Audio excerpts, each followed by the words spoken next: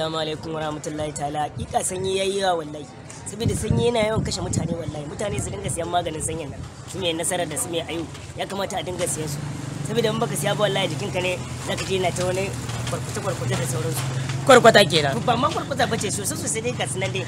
Wai da gaske ne wai Buhari zai kara kuma takara? A gaskiyar magana Buhari dan dai ya gaji. Amma ba dan ya gaji ba sai ya 18. Sai ya 18. Saboda hakikan magana jama'a suna ta munna kwanan ma zai turo alam.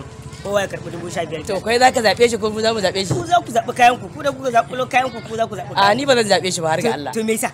Kai ba kai wahalar da muke sha ba? Wallahi kwanan ya mika takarda yanzu kwanan zai ba mu kyautar 15,000. Baka ji an ce wai bashi ma zai ciwo ba? Na duk faɗa ne dama. Kuma an ce wai bashin nan in ya ɗauko shi duk wani ɗan Najeriya kamar ya karɓi miliyan 2 ne bashi. Dama mota zai so kuma ya so mana tana nan gidan gwamnati. Wace irin mota ce wannan? Wata ce tana nan wajen miliyan 15 aka so. To yanzu me zaka ce masa, wani shawara zaka ba shi? Gaskiyar magana ya dai mu ce gaskiya. A'a shawara zaka ba shi akan yadda zai gudanar da mulkin sa. Ubangiji Allah ya ƙara ƙwarin gwiwa, Ubangiji Allah ya tabbatar mana da shi ya sauka lafiya albarkacin bayan wannan bayanin me ya kamata ya yi wa al'umma saboda al'umma su ya goge haushin da mutane suke ji. Gaskiyar magana yanzu al'umma kowa yana cikin farin ciki. Aikin noma, aikin lambu duk ba ma rasa komai. Kai kana cikin farin ciki? Gaskiyar magana mu ba ma rasa komai. Saboda aikin noman nan, aikin da kwannan ba ma rasa abinci wai da gaske ne? Wallahi duk aikin aka samu yi miki.